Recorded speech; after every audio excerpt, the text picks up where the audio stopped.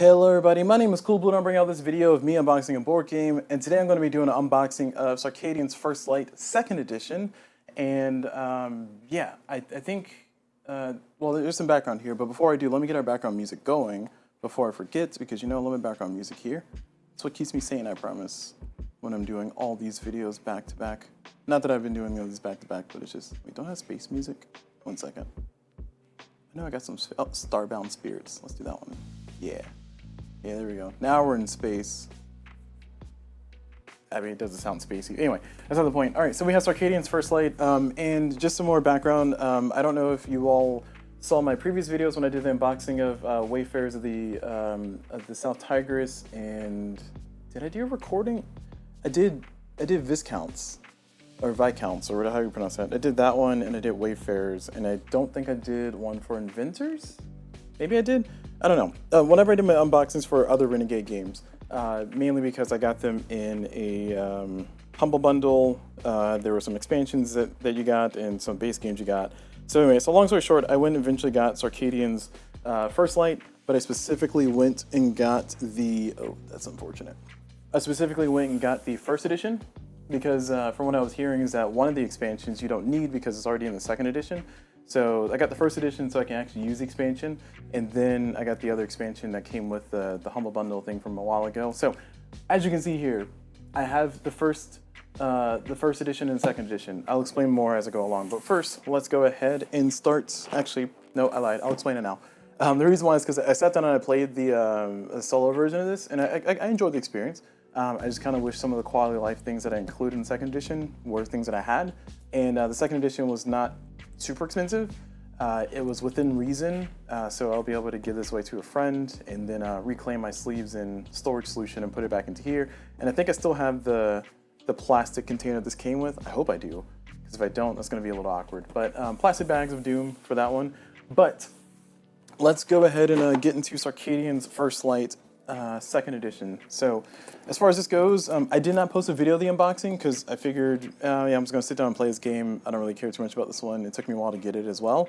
So I never posted a video of it, but this will be me posting a video of my unboxing of this game that I've already spoiled, that I've kind of enjoyed the experience of. All right, so reading the back of the box, oh my gosh, my light. Circadians First Light is a competitive dice placement and resource management game with variable player powers. I don't know why I said the question mark. Variable player powers. The aim of the game is to lead a team of researchers on a recently discovered planet of Rye? I'm gonna say Rye, because R-Y-H. Yeah, sure, Rye. Players will need to manage their crew, dice, to visit various parts of the planet for trade, farming, construction, and research. Players will score points for negotiating with the locals, harvesting resources from the depository, upgrading their research bases, exploring the planet, and collecting gems. The game is played over 7 rounds. At the end of the final round, the player with the most points is declared the winner. And here's the story. I guess I'm going to read the story too. Man, they put all those words in the back of the box. 14 asymmetric leaders. Actually, before I read the back of that box, let me see. Here's the back of Circadians first edition. And yeah, you had 8 characters board. So one of the expansions was I gave you 4 more characters. So that expansion is redundant, but I'll include in this one to whoever I give it away to. But I did want to check that because you have 14 leaders here and you have 8 there. Oh, 6 more. Math is hard. Yeah, because you got 8 character boards and then 8 minus 14 is 6. Okay. All right, continuing on over here. We were light years from our home, galaxies away, when we first discovered this ancient celestial body, a planet filled with intriguing intelligent life forms, not too unlike our own. Some built kingdoms below the surface of the green seas, while others controlled the desert-filled plains and cliffs. Among them, we found scientists, inventors, farmers, traders, and fighters. While our presence has been unsettling for some, we have had very few incidents with the locals. Still, we Circadians, I'm pretty sure it says Circadians, we Circadians, Earth's famed explorers, oh gosh, Jesus, colonizers. All right, we Circadians, Earth's famed explorers, colonizers, sorry, it's just like a allergic reaction, I'm sorry, must do what we can to ensure peace. We must respect this world and its hosts. The heads of the Moontide pass down orders from above. Sorry, the heads of the Moontide. Okay, yeah. The heads of the Moontide pass down orders from above. We are to open negotiations with the 3 clans in hopes of gaining their favor, along with our own security while on the planet. We must also collect organic samples for the Depository on Moontide. Okay, wait, is Moontide the planet? I thought the planet was Rye. I'm confused. Wait. Oh, is Moontide? Huh. Who the heck is Moontide? All right, sorry. I shouldn't be getting that into the lore. Sorry, I'm just trying to do unboxing. My bad. We also collect organic samples from the depositories on for. Okay, I see. Not from, but for the depositories in Moontide. Okay, so Moontide sounds like the corporation that, or sorry, the decision-making body. Corporation that's encouraging us or sponsoring our colonization. This is new ground for all of us, but we must be brave and resourceful. The future of the Circadians depends on it. All right, okay, cool. So yeah, one of the cool things about board games is that there's a lot of board games out there, and one of the things is like if colonizing is not your theme, you don't have to sit down and play the game. I'm spending this time talking about this and kind of interrupting our regularly scheduled, jovial unboxing fest to basically mention that I've been playing through another board game called Comancheria. I think that's how you pronounce it. Comancheria. I'm butchering that title, that pronunciation. But yeah, it's giving me a lot of feelings that there's going to be some treaty breaking eventually in the future. We're probably in that early stage where we're actually trading, being friendly, trying to have a nice little, cohabitating world. But colonizing is still colonizing, so I'm not the biggest fan of the theme. The mechanics were interesting, though. Again, I'll talk more about that in my playthrough and review that I'll eventually do in the future. But I will say that mechanically, the game was interesting enough to where I went and bought it a second time. So let that speak for itself. As much smoke as I give the colonizing theme, I do try to avoid colonizing board games if I can. But it's not impossible. It's just, context. Context is important. In what context are we treating this game? And this game looks like they're going through the effort of, and I mean the designers, are going through the effort saying, hey, we're trying to be peaceful with the people here and actually form like trade alliances and stuff like that because mutual success for all of us. And it's like, okay, all right, sure. You're still colonizing, but whatever. All right, opening the box, and we will see advertisements. Yay, thanks. I'll throw this right in the trash for you. Cool, thanks. All right, continuing on, we got our rulebook. We have our shields. I do like the artwork slightly better on this version of the game. I'll bring out the other version somewhere towards once I get everything out of the box here. Looking at stuff here, we got some cardboard stuff. I have some familiarity with the game as far as mechanics go, so I can kind of spot check and make an assumption about what some of these things are. Here are the boards. This is the bots on the back side, but these are the player boards. Are all the same. And on the back, these are different levels of bot to play against, or automata to play against. Here's the planet that you'll be mining, and it looks like this is which side is this? I can't tell. Where's the indicator? Are they the same? Let's see, this is 2. Oh, it's the same on both sides. Huh.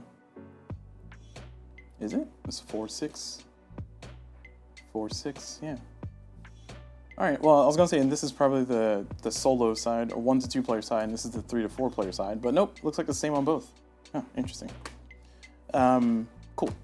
Continuing on, we got this here. This is the Depository and Headquarters board. I do appreciate they combined it. Here's all of our resource bits, and yes, I see giant bits in there. That's what I wanted. We got a ton of dice, 1 for each player. 1 set for each player.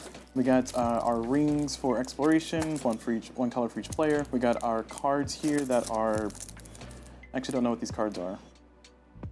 So I'm not gonna comment on those. These are the Moontide, which is the bot, and then they're probably also the technology cards. I think this is the contract cards you can finish. I forget the proper name of them. Here's some storage containers that it comes with and stuff. So I'm probably going to end up ditching this entire insert. I hope I have the insert. Okay, let me go check. All right, give me a second. Let me go check in my closet, because sometimes I hold on to inserts just in case I want to resell a game or give away a game. So there's a chance. Oh no, I think it was yellow. Yeah, no, I don't have it. Probably threw it out. That's unfortunate. Oh no, it's right here. I found it. Hey, look at me. It's not hoarding if it's useful, guys. No, I just happen to have closet space. Wait, was it yellow? No, it was blue. Is this it? Oh, this is dusty. Oh, this is it. Was this all of it? I feel like there were more bits. Jesus. All right. Yeah, that's the base game one, or that's this first edition one. This is from Inventors. I thought there was more bits inside of the bits, like containers or something. Maybe I don't know. That's a future me problem. Current me is going to continue with our video that we're currently doing, right? Just reminding myself to stay on track here. But yeah, so like I said, I do save the inserts, even though I don't use them. And wait, is this for this game? Yeah, this is water. This is the gym. This is the algae. This is the energy. Okay, yeah, this is it. I thought there was like additional like containers or something, but like containers like these, I mean. So I don't know. That's a future me problem, like I keep saying, to try to tell myself to move on. Okay, so continuing with the unboxing here for this game though, we do have all the things outside of the box. There is an insert in here. I probably will ditch the insert because I do plan on storing the expansion, the other expansion inside of here, which is why I decided to get this. I didn't explain my full reasoning earlier, but the reason why I decided to buy this again, or buy this game again for the second edition, is mainly because the box was bigger, so there's more storage space, and I would be able to store the expansion, the other expansion inside the same box. I don't know if I'm for sure going to be able to do it, but I know I'll try to find a way, because this box is way huger than it probably should be, and that was one of the big complaints, and I was like, oh, big box, I'll take it. I do prefer the smaller box size, but I will be honest with Griffil Games, how you're supposed to pronounce that. My apologies for butchering that. I will say that I do prefer bigger boxes than this. This is nice and compact, but once you start putting stuff in it, and once you start doing your own storage solutions, you end up with like a little bit of box lift. I have Ezra and Nehemiah, same concept, the same box size. I have Scarbera, same thing, it's the same box size, and it's just. Wait, do I have No, I don't have Scarbera. What game do I have? Raiders of Scythia, that one. I have Raiders. I don't have Scarbera. I have Raiders of Scythia, that one. But yeah, but what I'm trying to say is I do like the box size. It's nice and compact from Renegade Games, and well, this one just says Renegade, but Griffil Games, Griff Hill Games.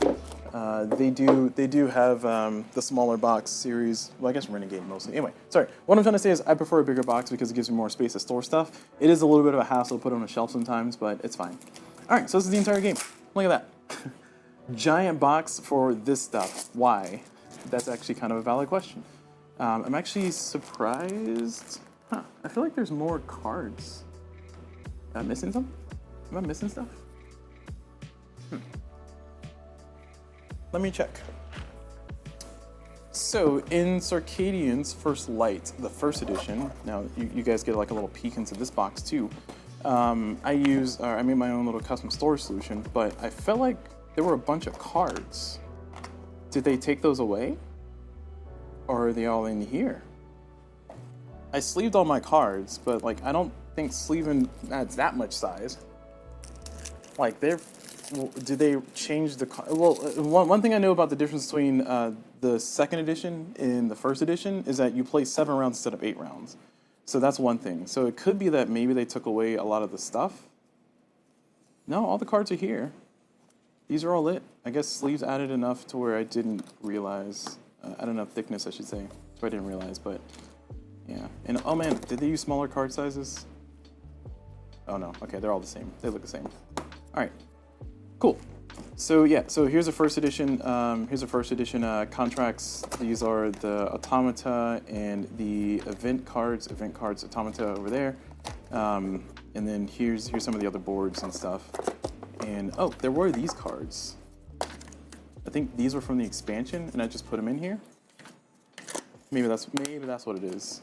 And as you can see here, I have my little storage thing, which I will be reclaiming this and then throwing everything from this game into its original insert, assuming I can find the rest of the bits, and then kind of committing all the sleeves and stuff to the new game and then giving this one away.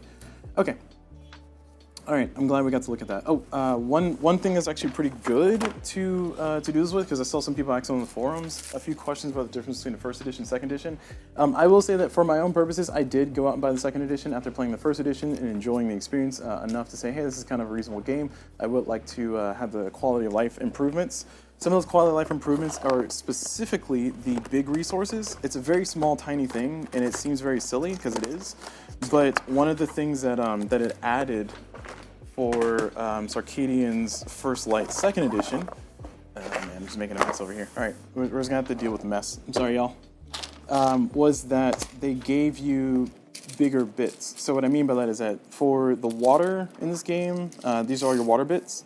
And if you ever need, like, you know, more multiples of, they give you cards to act as multiplier cards. Oh, well, that's lost forever. Oh, it's right there.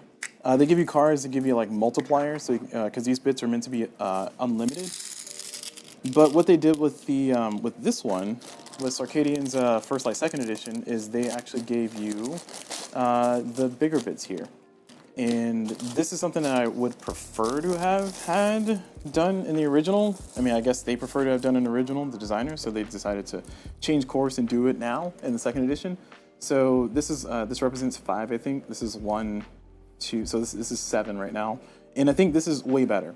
One of the solutions that I was going to use, and now I will reclaim these, was I was going to use these counters. These little counters that I got from Amazon to kind of keep track of stuff. I use it in a few of my other games to kind of keep track of numbers and stuff. Because you have 4 different resources, which are the water, the algae, the energy, and the gems. So everybody's going to get 4 of these, 1 for each color. But it's not clunky, it's just not cool, because it's nice to have like those resources to be able to split up and help you count and calculate what you're trying to do. And then kind of cash them in instead of just going for a counter like a credit card or something, just saying, oh yeah, I spent imaginary dollary dues.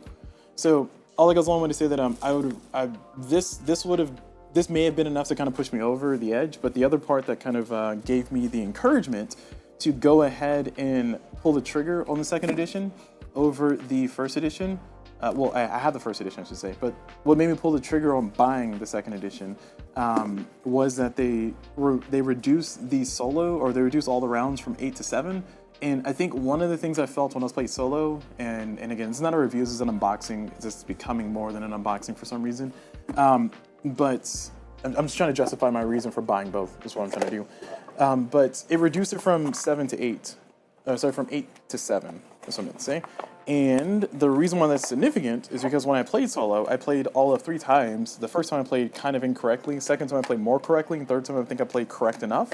And all 3 times I felt like, man, this game just goes on for like maybe like 1 or 2 rounds too long. And it sounds like they also thought the same thing, and they got the same feedback. So I was like, oh, heck yeah, this is right up my alley. It sounds like they're actually listening to the feedback that they're getting from people, and they're trying to improve the game. So that also encouraged me to go out and buy the game again. So we'll see if that ends up holding up. I will try to do like maybe another playthrough of this after I play through this, like not on stream, but I play through this and then do another playthrough of this and kind of have a better comparison idea. That way, when I do get to a review on Circadians First Light, I'll be able to have more context to provide you all. But that is information. Oh, I'm sorry, I put the wrong stuff in there, didn't I? Oh shoot. This is the. Oh no, this is the right stuff. Yeah, this is the first edition board. Oh yeah, I want to keep these out. Okay, so let me put this to the side. Okay, so let's stop confusing the world and let's continue with our unboxing. So this is the second edition stuff that we're looking at now. Looking at the wooden bits so we can get a look at those. So yeah, these are all just kind of the same. I guess they don't give you a giant gem, because if you have that many gems, then like, what are you doing? Gems are one of the very valuable resources in the game, and they're really, I don't want to say they're really hard to get, but they're basically everything can convert into gems at some point and through some fashion. So not having a giant gem makes sense, because you probably won't have that many gems like in your bank anyway. But having the giant algae makes sense. Having the giant energy makes sense. Having the giant water for sure makes sense. So I like it. All right, so these are all cool. This is all great, so cool. And they give us these, which I'm assuming these are supposed to be for the bits. So I'm going to use the storage solution that comes with the game. Because in order to do a full storage solution for this game, that the way I want to do it, I need to deconstruct the previous one and then like implement it on this one. So I'm not going to do that here on camera because I have to basically do a lot of unsleeving and all that fun stuff and reclaiming boxes, and then I have to put stuff back in. Yeah, it's not that I don't think it will be entertaining. It's just more of a I don't wanna right now. So I will do that later, off camera. For now though, I'm gonna use the insert that they give us. So putting all of our bits inside of here. These do feel nice. I will give them that. And I will say that board game designers have been getting pretty good with their built-in storage solutions. I was surprised by the built-in storage solution by Dwarf Romantic. I ended up ditching it because of my own purposes, but I did like that insert. And Mage Knight Apocalypse Dragon had a good insert. What was another one? What game surprised the heck out of me? Citizens of the Spark. Citizens of the Spark. I need to do a playthrough of that game too. But Citizens of the Spark had a good insert as well, where it could fit sleeve cards. And I was like, oh man, let me shut my mouth up. It can sleeve, or you can store everything in there. All right, so that was the wooden bits. We put them into the little container here. So they do look pretty nice. Not really much to look at. Just four different resources there. And doing an unboxing where I kind of know how to play the game is a little weird. Usually when I do an unboxing, I don't have no clue how the game is played, and I don't know what's what. All right, so these are the little rings here. Let's see, is this, okay, that's my green screen's on. All right, so these are little rings here. These are just for when you're playing it, or where you're aiming your excavator. What is it called? I think it's called the excavator or something like that. Again, we're not colonizers. We're just taking all the resources and sending them home. But this is where everybody will kind of be putting their little target marker on this to try to collect their resources per round and stuff. So that's what these are for, and it looks nice, looks good. I'm a little surprised that this is not double-sided. And I guess a comparison, let's compare it to the previous game, the first edition. So yeah, the first edition is the same thing as well. There's no 1 or 2 player side. Looks like it's the same, just different color palette. More red than blue. The numbers are written fancy, like 20 versus 20. I mean, I guess a side-by-side comparison is not the end of the world, but it's very much the same board. I was gonna say, I wonder if they did any balancing things, but it looks like they maybe just made things more consistent. So like water dice, energy dice, then dice algae. So they fixed that. So it's algae dice, water dice, energy dice. Just like little small subtle things. Oh no, they did move something. Wait a second. They moved where the gym started. Interesting. Wait, is it the same on both? No, there is a 1 and 2 player side. Wait. Where's the indicator for it then? Am I going crazy? There is a 1 and 2 player side. I just don't know where the marker is for it. Or maybe they're just 2 different sides of the map. I don't know. Let me flip this over. I'm trying to sleuth it. I'm trying my hardest. Interesting.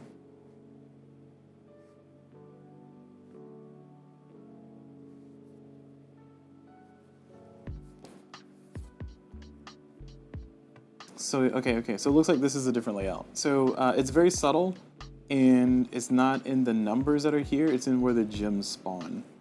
So for here, the gems are spawning here, and then in this little cluster there, and there.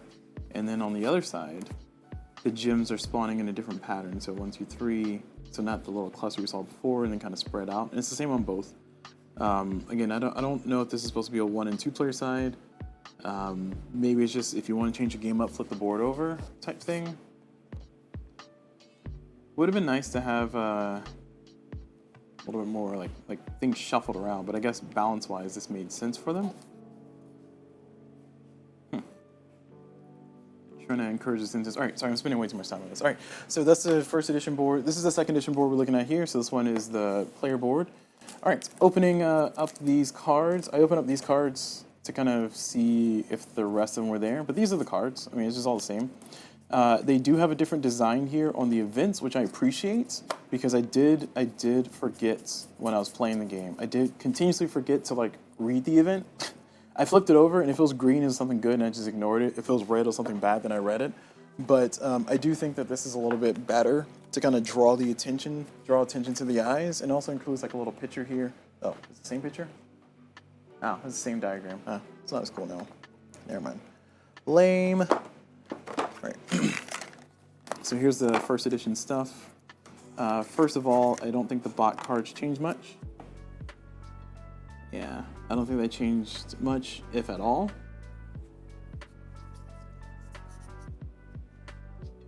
Oh no, they did. They changed in the artwork here. Let's see if I can try to find the same card. I think, yeah, these two are the same cards. Well, actually, no, they're not. Wait, are they the same card? There's green, blue, and red. Oh, we don't have yellow anymore? Oh, I kind of like yellow. I guess this is the yellow one. Yeah, these are the same. These are the same cards. So first edition, second edition. Let's zoom in a little bit more, so we can get a good look on the details. So first edition, it's in a sleeve. I'll take out a sleeve for a second.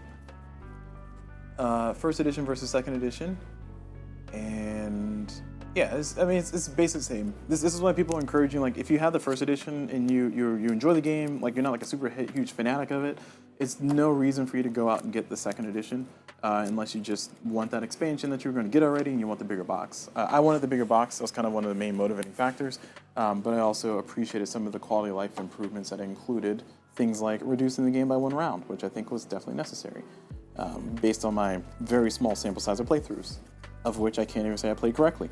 The iconography here looks like they're all the same. Let's see, where are my items? There they are. So,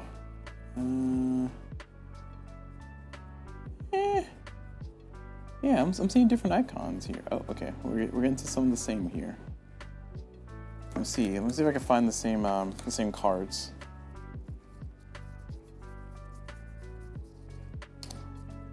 I know this one exists.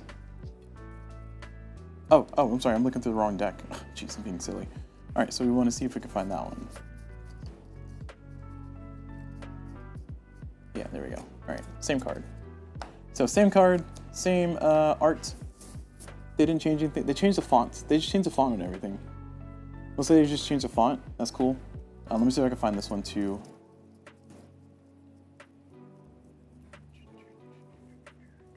Oh, sorry, you guys can't see that. There we go. Take some sleeve.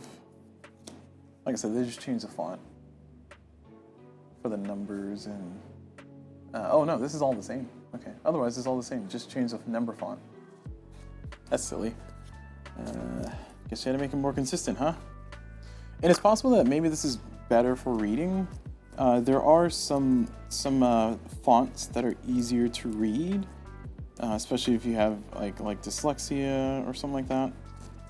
So changing the number font, maybe that was one of the motivations behind it. I like how this video turned into a let's see differences between first edition and second edition. I didn't mean to do that, but here we are. I got them both. Why not? Yeah. So everything's the same. Artwork's the same. Icons are the same. Just they changed the number font across the entire game. So that's cool. Neat to know. Backs of the cards, different colors. So again, different color palette, more red, purplish. I kind of like the bright, cheery colors here, but I guess I don't know. Maybe there's some motivation behind changing the color gradient or something. I kind of like the yellow. What's happening? There we go. Okay, so that was those cards. I did also want to show the event cards because they are the most dramatically different. Let me see if I can find my favorite one. Where is... There was one that said it costs ignore all costs. Yeah, here you go, this one. Ignore all water and energy costs when sending dice to the control room. I appreciate that one. That one's fun. It saved my butt a few times. in my little playthrough. The bot still won, but you don't need to know that. Here are the events from the other one. So, oh no, sorry, this is expansion. These are the times 10 and times 5 that they gave you before instead of giving the big resources, which I much prefer the big resources. Here's the artwork from the previous one, if you can call it that. It's just like a little alarm symbol. And yeah, I think it's I think it's definitely a much better with this. This looks more consistent with the theme, so I'll give them that. This looks, I don't want to say out of place, but it just looks kind of, yeah, I don't know, it just doesn't look good. Let me see if I can find the end of an era. There it is. So end of an era versus this end of an era. I do kind of like this end of an era. So this is a first edition, second edition. So time to move, and then end of an era, end of an era. I do like the way this looks, but I kind of like this little planet thing. Reveal all hidden gem caches. This is kind of cool. All right, let's put these away.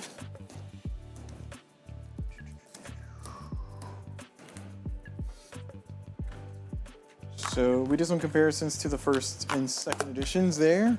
I'll continue to do more of those as they become relevant, but put these away. And put those away. Put that thing back where it came from, or so help me. So help me. All right, so that's that for the cards. Now, there's some more cards here. I think these are the other cards where I said that these may have been part of the expansion. Oh, no, these are, okay, I see. They gave you cards instead of boards. I like that better. Yeah, I do like this better. So they give you cards for the characters instead of the boards. And again, some of these characters, I think Borg and Sol are part of the expansion, and so is Udal or Yul-Kal-Tal. I don't know who else is a part of the expansion, but I remember I played Borg and Sol, and I couldn't find their rules. And I was very kind of taken aback to see that their rule was on a little sheet. Oh, and they're the photo. They're the photo of the Allies expansion. So Borg and Sol, yeah, I was right about that person because they had their own special thing, and it explains what they do. But I do like the card approach. To give comparison, what the base game, the first edition had, is it gave you these cardboard bits for the characters. And these are fine. I mean, it's not like the end of the world, but it's just nicer to have cards for it to kind of be a little bit more consistent. These are just little cardboards. Whatever. 2, 3, 4, 5, 6, 7, 8, 9, 10, 11, 12. I have 12. Who are the new people? 2, 3, 4, 5, 6, 7, 8, 9, 10, 11, 12. So I had the Allies expansion, as you can see here, and I only have 12 characters. So they added 2 new characters for the second edition? Huh. All right, well, let's see if we can figure it out. We're here to figure things out. We're using that noggin. AI can't do this. It's not true. AI probably can do this. All right, so what I'm going to do is I'm going to lay out all of the first edition's characters. It's out of the way. Give me a little bit of space here. Thank you. Pardon me. And it's probably written down somewhere in the Borg and Geek post, Borg and Geek forum, about who's new and who's where. But since I'm here and I don't know who's new and who's where, I'm doing it this way. Consider me stubborn. And I think it's informative. I'm adding value. Look at me go. All right, there's Dan. Here's Jacob. Oh, man, Jacob looks way cooler in this one. Oh, it's the hair. See, when you let the hair kind of go across the side, it looks way better. This looks, I don't care about that. But this, it looks very dapper. A little bit more side shaven here. Looks like made it up to the hair appointment.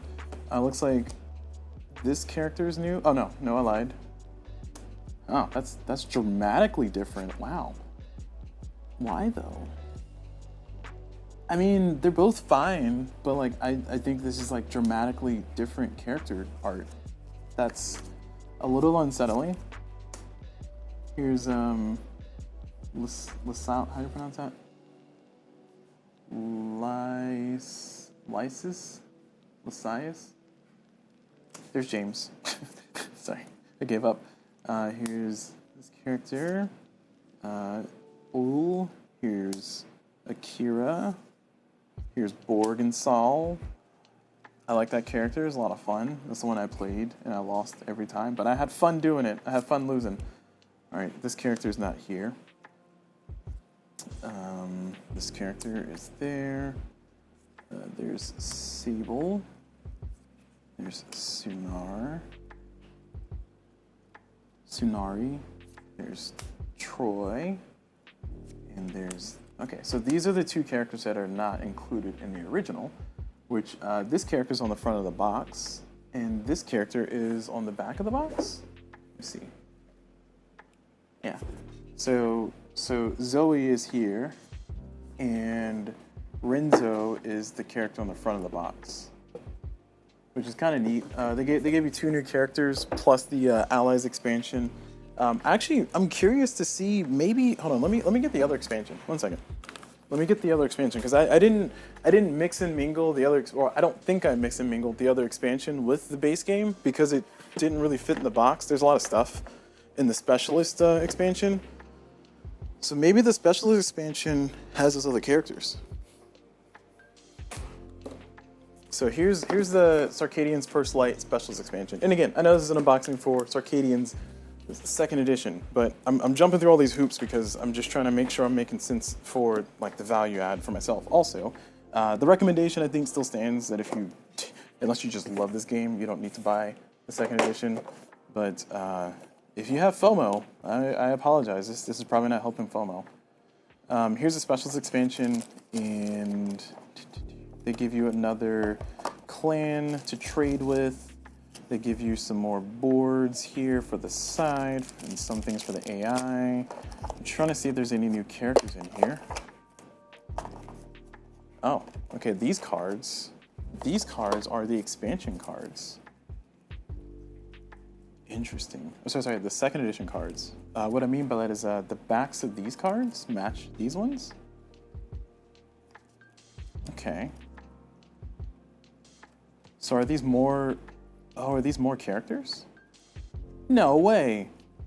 Oh, heck yeah. 1, 2, 3, 4, 5, 6, 7, 8, 9, 10, 11, 12. Okay.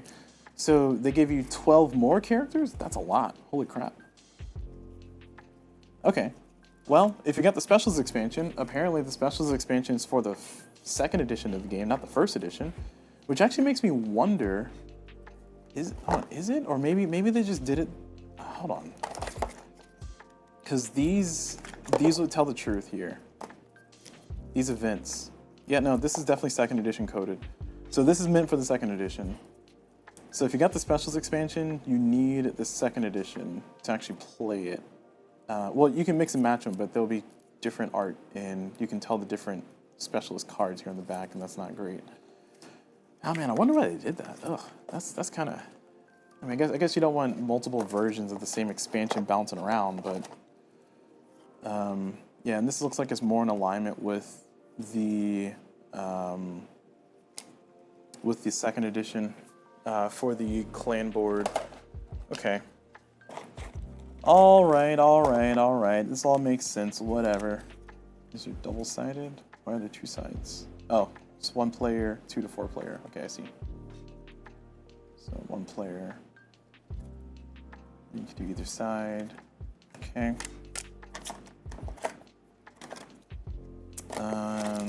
These are blanks. Okay. And here's some more. Wonder what that's about. Huh. Maybe this is... Yeah, I have no clue. Okay. All right. I'm not doing a ton of commentary here on the Specials expansion, mostly because I'm supposed to be unboxing the other game, but yeah, okay. So the main takeaway is that the Specials expansion looks like it is for the second edition of the game, which I wonder if they call that out here on the back of the box. Let's see. I don't see any specific call-outs. It says the word expansion. Sometimes they put like, warning, this is an expansion, or you need the base game to do this. And I just wanted to see if they listed like, you must have First Light second edition to play this. I do think it's kind of annoying though, that this is designed to work with the second edition, not the first edition. So I feel a little bit more justified in my purchase now of getting the second edition one, but I also feel a little annoyed that I got the second edition one, or that I got the first edition one. But that's neither here nor there. All right, moving on. Putting all this back in the box. What is this? Is that? I think it's from the expansion, isn't it? It looks like it's from the expansion. It is. All right, it just fell out of the box. So I got a crap ton of new characters, which is great. I'm happy about that. For the specials expansion, we got 2 new characters here for this one. The base game, you only have 12 characters. Sorry, you only have 8 characters, and then the expansion adds 6 additional characters. No, that's not how math works. 4 additional characters. And one of those characters is my team, Borg and Sal. Man, those 2 are pretty fun. All right, okay. Meandering aside, let's go ahead and clean this up. Put these off to the side, put these away.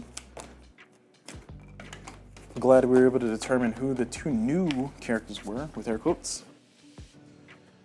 Okay, so continuing on, here we have the Depository and Headquarters. So I'm actually going to go to the cardboard bits, skip over to that, so we can get the rest of the boards out. Whoops. So let's go and do our cardboard drop test like normal. I accidentally popped this one out already, so it's going to just slighten off there. Yeah, there we go. Perfect. And we'll do the side. Yeah, look at that die cut. Whoa, great. That's what I'm talking about. All right, so that was great. Good die cut. Things aren't just flying out all willy-nilly, which I appreciate, but also they're here. Let's go ahead and compare this to the base game, or this first edition. I don't know what it is about the art. I like the art better on the second edition. I mean, this is basically the same photo, but I like this art better than this art. I guess he's maybe, or this character's more direct on. I don't know, this one looks kind of cool. Oh, this is the second edition. Okay, yeah, that's fine. So there we go. Sorry. Yeah, I agree. I think this is the cool. Sorry, this is the cooler looking one. This one's not as cool. These are the same effects, different fonts. I think this one they didn't change. Wait, did we do this consistently through all of them? Really? No way. This is basically the same art. This is basically the same art, but on the back for some reason it was a dramatic change. Like even more cyborg-like over here for this character. And this one, you change perspective, so clearly you redid the entire art there. Oh wow, they changed these 2 a lot. That's excessive. I don't know how I feel about that. Oh, this is a different faction. This is a different faction? This has to be a different faction. I don't believe, this can't be the same. Oh, this is from the expansion again. Oh my gosh, jeez. All right, sorry. I got expansion pieces just sneaking up in here. Yeah, that's from the expansion. Okay, I was about to say, wow, they changed the entire characters, class. What do they do? What do they do? Why do they do that? That's aggressive. All right, sorry, let me get the rest of the cardboard out here. Yeah, there we go. Okay. Yeah, so they just changed the. Yeah, I don't know what that is. I don't know what that's about. All right, so I know that we don't know the genders of these particular characters here, but if we're going with the binary of like the female versus the male, it looks like the male sides for these aliens are different artwork, but the female sides, with air quotes, are the same artwork, just kind of zoomed in and like brushed up a little bit, maybe add a little bit more detail here and there. That's really weird. I don't understand what maybe, I don't know. Maybe people are like, oh man, this art doesn't slap enough. And I agree. This looks way cooler than this. This looks objectively way cooler than this. This looks, well, this is about the same. These pose, like if you told me that both of these were like the same person, I'd believe you, because they are the same person. But these 2, like this one looks way cooler than this one. This one looks a little bit cooler than that one. And I think maybe they were saying on the other side, they were just happy with the artwork for the what I'm assuming is the female version of the characters here. I suppose. I mean, I kind of like the lighter look better, like the darker look. I mean, if you're not comparing these side by side, you wouldn't notice. But yeah, okay, all right. So yeah, So it looks like the artwork is slightly changed for some of the characters there. And oh, I do live stream here on Twitch. That's twitch.tv/CulBlu. That's CulBlu. And I'm mostly saying that because I have somebody here in Twitch chat. Hello, Time Roller. Yes, whoops indeed. Whoops indeed. I am taking my sweet time going through an unboxing of Circadians First Light 2nd Edition. Mostly because I have both 2nd Edition and 1st Edition. And the reason why I have that, just to catch people up, just in case you skip forward in the video or just in case you're just joining us, is that, yeah, I played the solo and I enjoyed it, and I kind of wanted some of the quality of life changes that the 2nd edition added. I did not realize that there were this many differences between the two. I don't think the differences are adding up enough to spending another $60 on the game. But you know, if you're a fan of the game, I think there might be some, there's a compelling reason to buy the game again, if you're a fan of the game. All right, so these are the locations here for the 1st edition, and I'll try to put their counterparts here. Actually, let me do this a little bit better, a little bit more orderly. So let's do control room. Oh man, what's the order?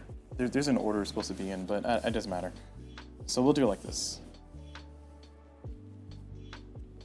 And I just gotta match that.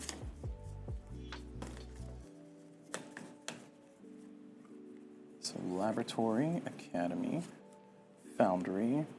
I mean, I kind of like the bright colors better. I'm just gonna be honest with you. Like I get what they're doing here with like the more like, you know, darker artwork and more cohesiveness. Like it looks more cohesive. This looks more cohesive than this, because like everything's kind of like, you know, this is the title, this is a dashboard area where you're interacting, putting your dice and stuff. So this looks like it was designed better. Oh my gosh. This is why I look up on my camera so I can make sure I'm putting things in the right spot. There we go. All right, now I can see my rant. This looks like it flows better. This just brings my eye to the artwork. I can see it. It pops a little bit more, a lot more over here, and then I can kind of see the stuff. But I really do like the brightness of this side, if that makes sense. I don't know, maybe it's just me, but I'm a fan of games that aren't just beige and gray. I like a little color in my game, like a little like, you know, pizzazz, little razzle dazzle, if you will. So I kind of like how this pops, but I do understand that this is more cohesive, and you can actually appreciate the artwork a lot more. Here it's just like artwork is kind of blending in with the rest of the board, and that's fine, I guess. So I don't know, I'm torn. This looks like it's more functional, especially from across the table. This I like better. So it's just my preference. This is the decision that was made was a good decision is what I'm trying to say. I just don't like it, personally. Which has the worst glare? Good question. So as far as the glare goes, my angle is not helping. My angle of my lights and camera are not helping. So if you're watching this on camera, if you're watching this on video, which is literally everybody watches video, there is glare that you're seeing on things. But if I bring in our camera so I can try to reduce my glare a lot more, well, I failed. All right. If I bring in the camera like so, you can kind of see that there's not really much glare on either. Again, this is more cohesive. I like this better. So cohesive, better. Sorry. Cohesive, I prefer this, but this is cohesive, so this is therefore objectively better. But as far as which one has more glare, they're both the same. It looks like they use the same finish on both boards. I don't even know if that's considered glossy, but not a ton of glare on each one. So thank you for the question though, Time Roller, because that helped point out that yes, there is a little bit of a glare on the boards here because of my lights. All right. So that's comparing the two. As far as actions that they do, looks like they do the exact same things. We are on the same sides. Looks like this does the same thing that one did. Yep, okay. This one does the same thing. Yep, okay. So everything's the exact same. They just change artwork, okay. UI slightly different. All right, let's look at these shields. So I'm hoping that the shields are better. I didn't like the shields a ton. I mean, I don't, generally speaking, when I have a board game, I don't like the fact that, I don't like games where you have to like hide your stuff behind a shield. You have to give me a really compelling and good reason. And one of the compelling and good reasons that can come up is something like Sky Team. Like, yeah, okay, that's a compelling reason to have a shield. You're not really trying to hide your stuff from everybody. But in games where you need to like hide your entire world from everybody, like I don't like that. Oh, okay, well these look exactly the same. So, all right, well, I mean different artwork, but well, okay, maybe not exactly the same. Hold on. All right, from a readability perspective, it's better to have contrasting colors. This is my own thesis. I have no formal training or casual training. It's just things I picked up over time. But having the dark title and then the text here, so this is like the title of the thing, and this is the text that corresponds to it, that's better because it helps with focus. Having the bullet points kind of darkened over here, that's reasonable. Yeah, okay, I guess this one's better, whatever. Second edition is better. I do like the second edition art, as I mentioned before, slightly better, or at least the choice of poses, I should say. I like those better. And again, we just did the same thing throughout everything, didn't we? We kept the females all the same, and then the fellas, the guys, they all changed to be more menacing and threatening, I guess. Oh man, we added more characters over here. Nice. Oh no, I lied. We took away characters over here. Okay. I wonder what the decision behind that was. Interesting. Huh. All right. Well, that's kind of what we have here. So this is the first edition down here, and this is the second edition up here. This is the one I'm unboxing up here. This is the one that I already had. So cool. All right, put those away. All right, and then we'll move on to the player boards. Man, I don't know. I've lost all semblance of order here in this video. Moving over to player boards. These are all the player boards. They're all the same, so I'm just going to hold on to two of them so we can compare the AI side and the player board side. So here's our standard bot. And where are the boards for this one? Oh, there they are. Let's see, we need Mr. Standard Bot. Mr. Standard Bot, and this one, sure. So, I do appreciate that it's not vertical. I'll give it that. And, oh man, it's messing my layout up though. All right, let's do the normal player boards first, and then we'll do the bots afterwards. I don't have enough space for both. So here are the boards. As far as the design language on things, when I first started playing this game, I had no idea on how this board layout was supposed to read. It was very confusing. I don't think that the second edition really fixed it. Well, at least upon look, knowing what I know about the game and knowing kind of some of the challenges that I can face when I'm teaching a board game, I can say that this layout is just as confusing as this layout for a brand new person, more likely than not. But I will say that the fact that they kind of added more space between these is actually great. This is a nice cohesive picture, and I appreciate the photo that it's creating. But when I was playing it, I was like, okay, so at the end of the game, I scored this, this, and this, so why would I cover it up? I feel like covering up is a bad idea, but no, the reality is you score your points that you have printed on your things that you've earned, and then you score your points to one to the right, and then that's it. So basically, the more you build, the more points you'll get at the end of the game for building. So if you fill up all 4 of these spots, you'll get 8 extra points. But if you only fill up these first 2, you get whatever points you get from those first 2 plus 3 points. So I don't. I suppose this spells it out better, maybe slightly better. I don't know. I'm kind of torn again because I kind of like the 2-bit looking artwork over here. But this looks like it probably makes more sense visually, so sure, we'll go with this. Also, this section here confused me because I thought I was supposed to put all my dice here. So I was like, where am I supposed to put my dice when I assign them? But you're supposed to assign them to the bays in the spots that you have. So having this section not be there makes sense. So I do appreciate that they're not doing that, because all it's doing is this is telling you can only have a max of 8 contracts going at one time. You can only have a max of 5 dice at one given time. And I think this spells it out better without confusing you about putting stuff here instead. So, sure. Cool. And yeah, this is the boards here. So that's the that side. Now, as far as the bot side, I'm pretty sure that the bot is... yeah, it looks like the bot's the same. Here's the second edition. Oh, okay, sorry, I did it backwards. Here's the first edition, here's the second edition. So first edition, second edition. And on the first edition board, you had all your stuff kind of here. It was serviceable. It was a little confusing initially when I started playing, but that was mostly on me. Not fully reading through the rulebook. Also, the rulebook was a little rough on the solo rules. Again, I'm not trying to do a review, I'm just doing an unboxing, but again, since I'm taking my time, I might as well take my time, huh? On this side here, though, I do appreciate that the board is the same orientation. So instead of taking your board for player side, this, and then, instead of taking your board from player side and adding in a bot, you have to now all of a sudden do this, and it's like, that's kind of annoying. So I do appreciate that it's now just, you know, player side, bot side. Like that makes more sense to my brain too. So I do appreciate that it's actually landscape and not portrait. Again, these look like they're the same exact things. This one has a 4th spot. Maybe that's because of the expansion. Interesting. And it also has more symbols here. So 1 point per gem, 1 point per card. This one has 2 per, oh, this one has that too. 2 per of these that they've upgraded, 2 per upgrades.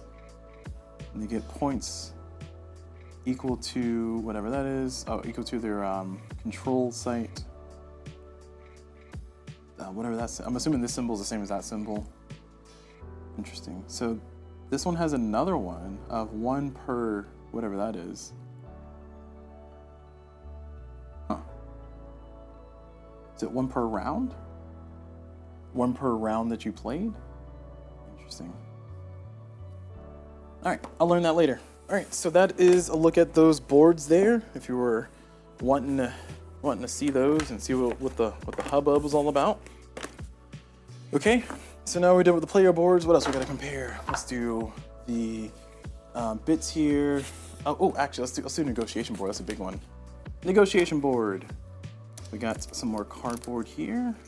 Got a little marker. And we got some more stuff. And these are the gems for the edge of the board that have different victory point values at the end of the game. Which these are all the same, so it's all hidden, so you won't know which one it is. Here's the marker for this one, marker for them. Where's oh, there it is. Oh, where's Saul? There it is. There's Saul. All right, I just want to find Saul. So these are just locations. I'm assuming this is the first player marker. Cool. All right, so as far as the negotiation board, looking at the negotiation board, these are the punch outs for it. I mean, they're fine. It's nothing to write home about, nothing to brag about. It's a little bit rough. I don't feel like I'm at risk of tearing. These are double-sided, so I don't want to tear. This is the 4-player side I'm looking at now. And we'll compare these two. I do prefer the layout of this a little bit better. I feel like this is a little bit more space efficient. At least I feel like it was space efficient. I say that because I watched a video before I went and purchased this. I think Dice Tower did an unboxing of it. And I just wanted to see like what was the difference and everything. And once I saw how many like visual differences there were from the first edition, second edition, that also encouraged me to go ahead and purchase the second edition, and then I'll find somebody to gift the first edition to. But for the most part, let's throw those away. For the most part, I did like the way this is laid out, or I do recall liking the way that was laid out. So if you look at this, we have the first edition and second edition. So I think the main reason why I like this one a little bit better is because it just felt more compact. I don't know if it is more compact. Looks like it's shorter but wider. So it's just slightly shorter but definitely wider. So maybe it's not as good as I thought it was. Yeah, definitely wider by a good bit. And height-wise, it is shorter by a good bit too. Yeah, by a good bit. So yeah, I mean comparable. Put these on top of each other, I guess is a better way to do it. So shorter by that much. Yeah.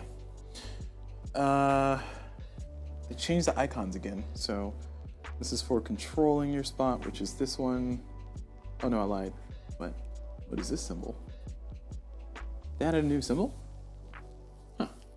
Okay, so this one's gems. So I know gems. And then This one is extra die. This one is moving your control marker. This one is building a ship, which is this symbol here. This one is for your plant thing, plant stuff, your farm. And then this is new. What is this one? Why is this one here? So this is new. Now on this side, this one is the same as this one. This one is lose 2 of your contract cards. Interesting. All right, looks like points are the same. The boxes are the same. Everything's the same. So it looks like all the same here. And this is the 1 to 3 player side.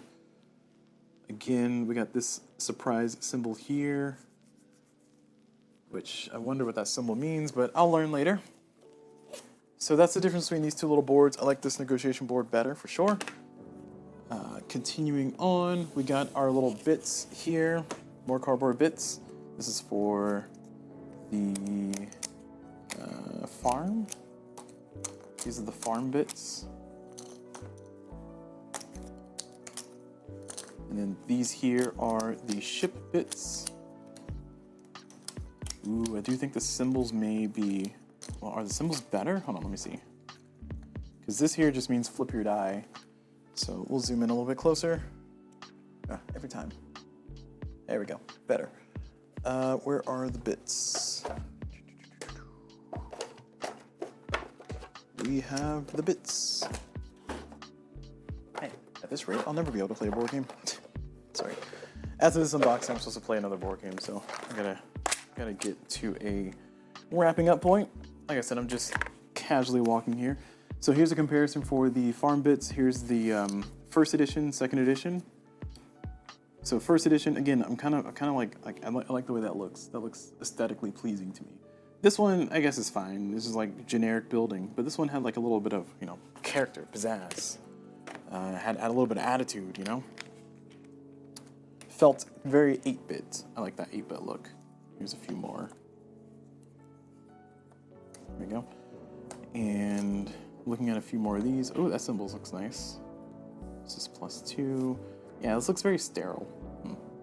I don't know if I'm much of a fan of that. Torn again. I do like this better than that. Unfortunate. Now, as far as the ships go, let's look at the ships. So I do think the ships on the second edition look better than the ships on the first edition. So these are the farming locations here. Now, these are the ships from the first edition. And the back of the ships, I think the back of the ships was a little bit confusing because I didn't know what that meant initially. But once I got used to the iconography, it was fine, just like any other board game. So, yeah, this was a little bit off-putting. But the new iconography is just that. Okay, that makes sense, right? That's fair because you are building ships. That's fair. Oh no, I lied. Yeah, there we go. Yeah. All right, that's that. And then when you flip some of these over, oh, sorry, I'm not comparing apples to apples. Sorry, this is what I meant to do.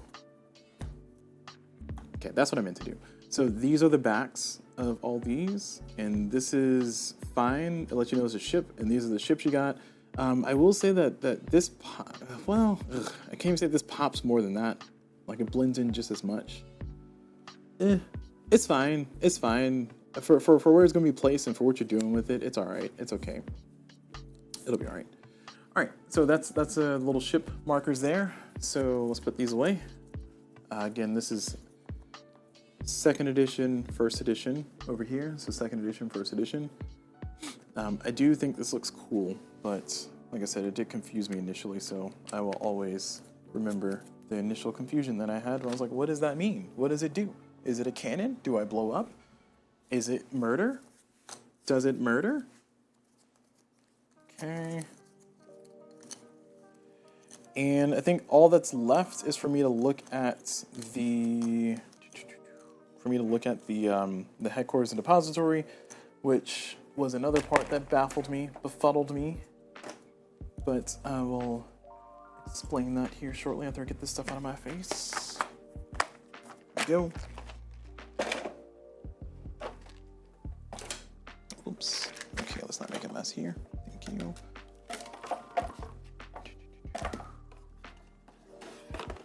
Where are the rest of the boards? It's a foundry, player boards. Sorry, don't mind me. I'm just trying to organize my life over here without knocking everything off of the table. There we are. Found them.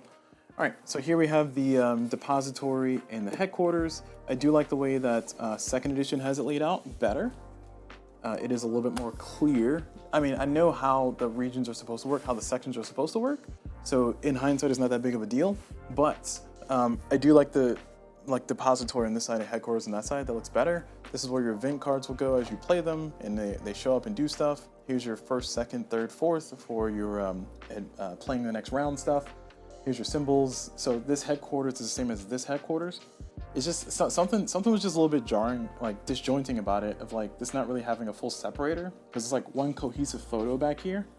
So every time I played it, the second time I played for sure, I kept confusing these two locations because I thought this was that, but no, this is something else from that. So again, having like, you know, a different photo, having like a clear border, having a clear separator, I think that helps out a lot.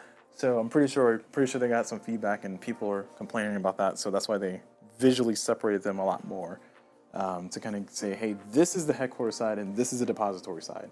So that way people don't confuse it too much. So kudos for taking feedback, assuming that you got feedback. And then here's the other sides. Pretty much the same thing, just different counts because of the player count here. This is the 1 to 3 player side, 1 to 3 player side. This is the 4 player side, 4 player side. Cool. Duly noted. All right, and that's it. All that's left for me is to put the stuff back in the box for whence it came. All right, so let's go ahead and do that. I will zoom out more so we can see the mess that I've created here. And let's see if we can use this insert, because I do need to, like I said, deconstruct the previous storage solution that I have so I can actually use this new one, or sorry, use it for this new one. I'll probably end up ditching this insert. Just making assumptions here. I don't know, maybe I like it enough and hold on to it. But here's our box right here. Here's our insert. We insert our inserts. So, okay.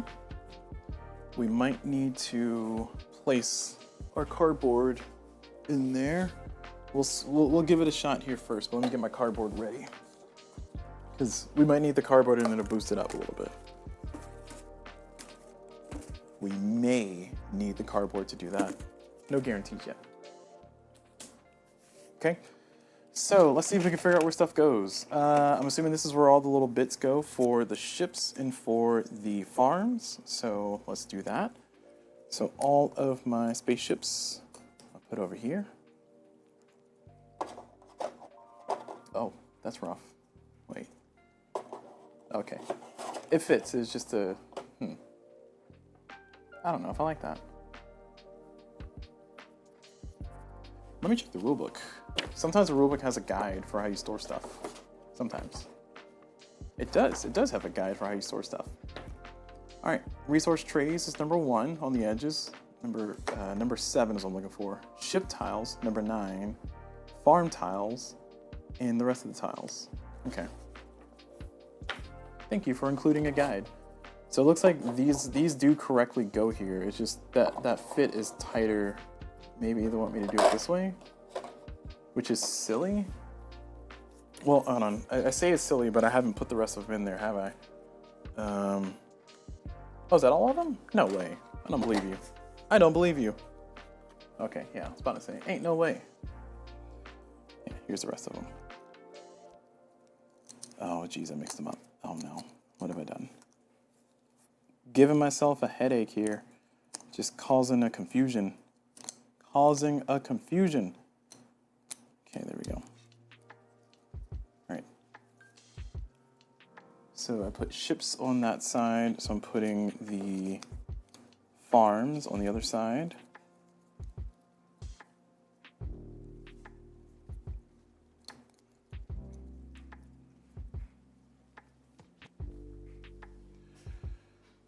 All right.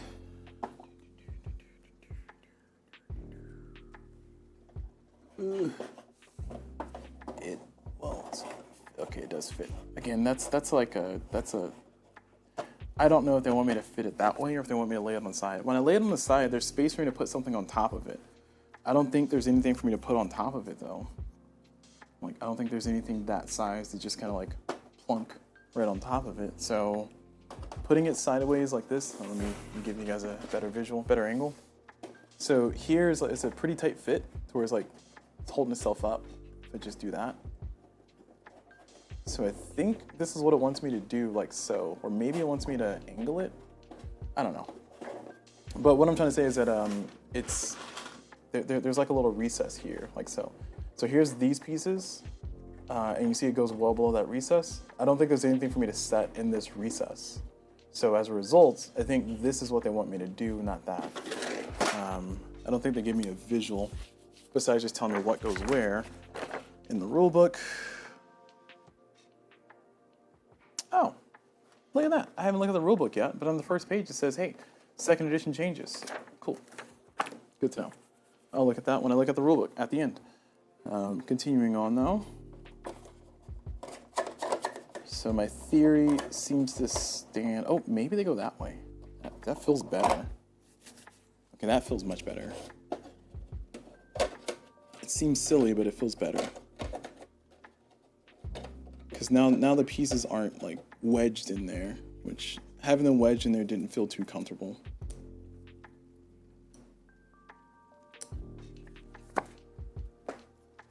I mean, having them wedged in there means that they don't go anywhere. So maybe I'm supposed to have them wedged in there. I don't know. All right, yeah, let's wedge them in. Fine, we'll wedge them in there.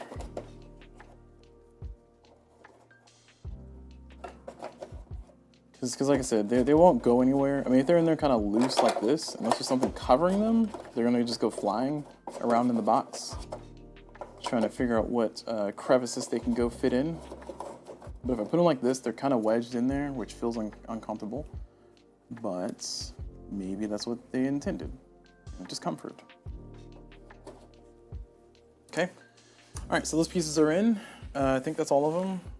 Seems like it's all of them. All right, let's see what else. What else goes where? I got a lot of dice here. I think they want me to put the dice in this area here. Seems like a dice spot. This also could be a dice spot. That's more of a compact dice spot. So I think that's where they want me to put that. Let me see. Rulebook, save me from myself. Number 8 is, nope, this is for the incident tokens, all that stuff. So number 4 is for the dice and harvesters.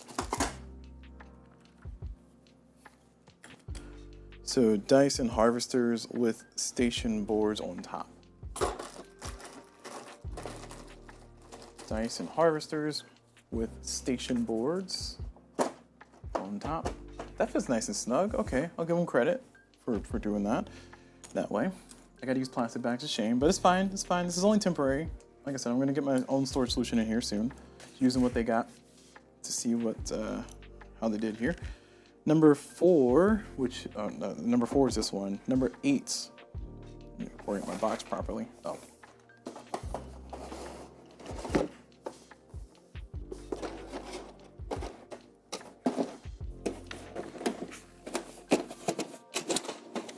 Go. Now we're conforming. All right. So, continuing, we got these pieces in the right spot, of course. So 7 and 9. 7 and 9 are these. They're going there. What goes in the middle? Indicator tokens, or incident tokens. Incident tokens. Oh. Nope, this is negotiation markers. Incident tokens? What are incident tokens?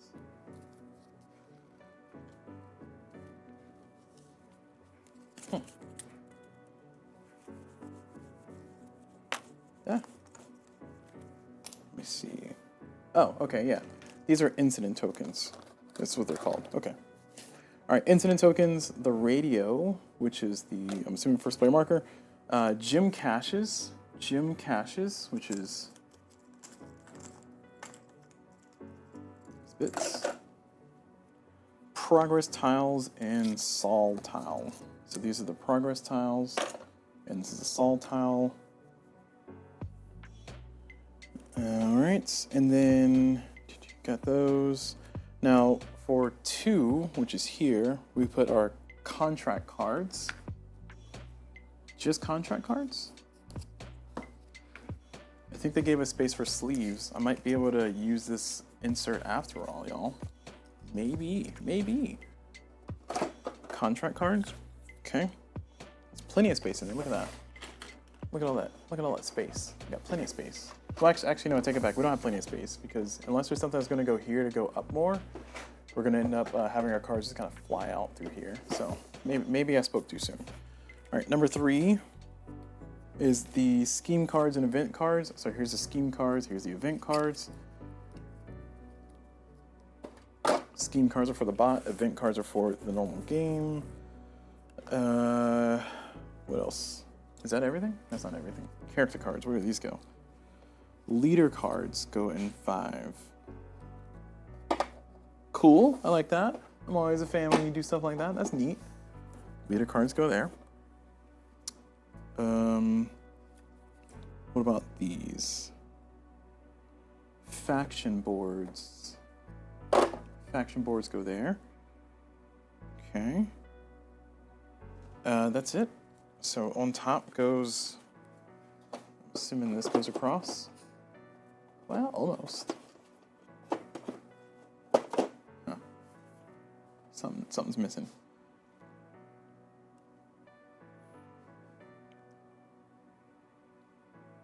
Let's see. Dice harvesters with station boards on top. Leader cards, faction boards. Faction boards, we put those in there already, right? Those are these are the factions. These are the faction boards. There's plenty of space in there, so they definitely want you to put the expansion in here, which I appreciate. Room for growth. Once all the components listed above are in place, lay the spaceport board over the middle section. On top of that, lay the planet board and research bases. Finally, place a negotiation board. Okay. So they want me to do this. I think it makes more sense to put this over here like so.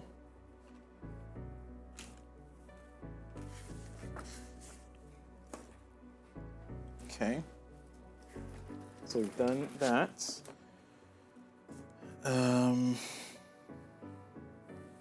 Lay the planet board. Okay, I see what they're doing here. See what they're going with. We're making ourselves a lasagna. And then am I supposed to put this first?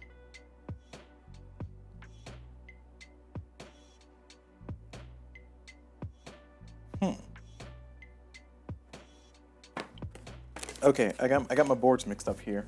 So it says place the spaceport board. This makes more sense. This is a spaceport board. All right, that makes way more sense. Okay, yeah, right. That logics, because this is going to cover the whole entire run. And then after that, we put our. And I'm just kind of following the rules that are inside the book because the book actually listed them, so I always appreciate that. So I'm just trying to see what they're working with here. On top of that, lay the planets board. So that goes here.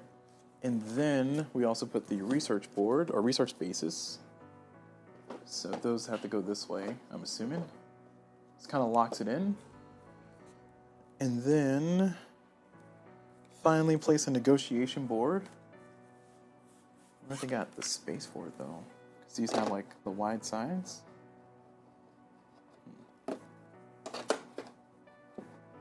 That doesn't feel right. You almost had it. See, it doesn't feel right because it's not like fitting in like a specific, like there doesn't seem like a groove for it to sit in.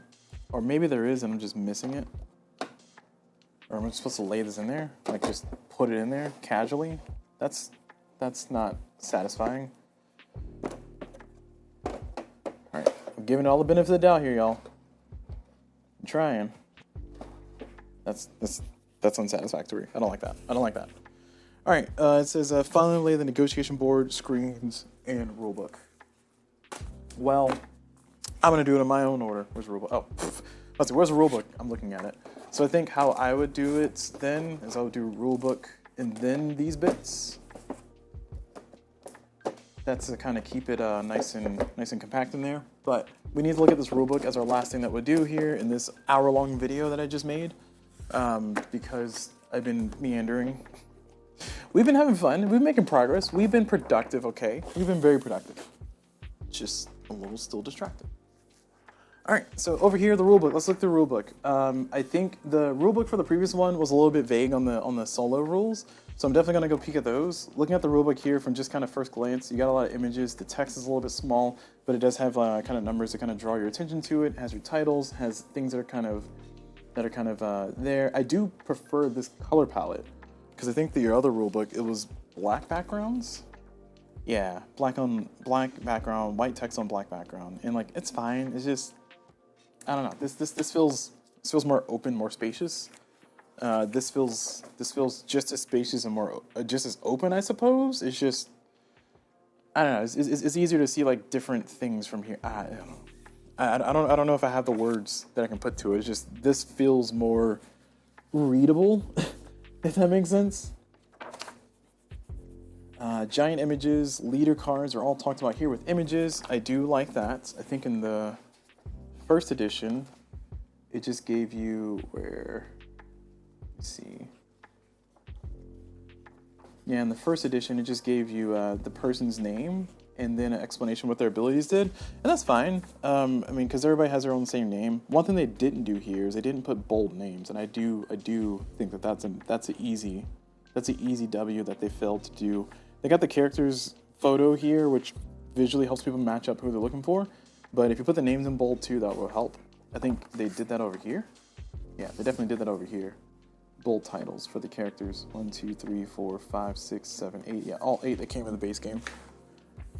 Okay. So kind of weird they didn't do it over here, but whatever.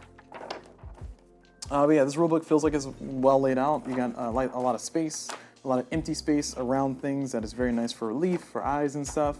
I'm not a designer by any stretch of imagination, so please take my words as a layperson speaking about a topic that I'm not an expert in. But mostly just how it feels for me trying to go in and read and learn a thing. I do appreciate like just kind of the space that you have between like your bold titles and everything.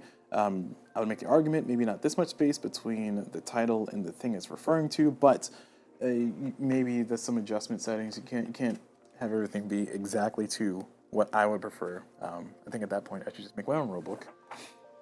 But continuing on here though, we got nice images. There's examples listed. I don't see the examples in different font. Maybe this is not an example. This is just talking about a thing. It'll be nice to have examples in italices. I've seen that a few times and I do appreciate when I see that. Here's the solo setup rules. Let's see, what was missing in the solo over here? Let me see. Because I feel like the solo rules over here were very lacking. Yeah, so here's the solo rules over here. And I think what I was lacking in is when you did the clan board stuff, it didn't really explain that you're supposed to use gems for every row. So what I mean by that is that when you're playing against the bot's going to collect a bunch of gems, and they're going to interact with the factions by gems. So normally you have to put a die over here and then pay that resource to get those points, and then be able to trigger the negotiation and then do some stuff. But for the bot, they will always check this column only, and because of that, if the bot's interacting with this clan, then you would look at over here how many gems does the bot have. If the bot has enough to buy 5, they'll spend the most they can. So they're going to spend 5 gems, but they're going to put their dice over here and then move that corresponding marker. So that was a little bit confusing from the rulebook here, mostly because I don't think it talked about it a ton. It gave an example, and I suppose you can get that from an example. But I went to the forums and got that clarification. Is why I'm trying to say I suppose, because I did try to learn this game solo from the rulebook, and I had a little bit of a struggle, a little bit of a hiccup, but the forums helped clear it up, and I was able to kind of move along afterwards. So I wonder if they kind of corrected their error here. Let's see. So they got the setup here, solo game overview, cool, AI versus multiple opponents, neat, plan, execute. On AI's turn, follow these steps. 1, 2, 3, 4. Cool. And then market and mining. Let's see, negotiation board. When sending dice in negotiation board, the AI will only ever spin gems. Okay, let me see if they set that over here.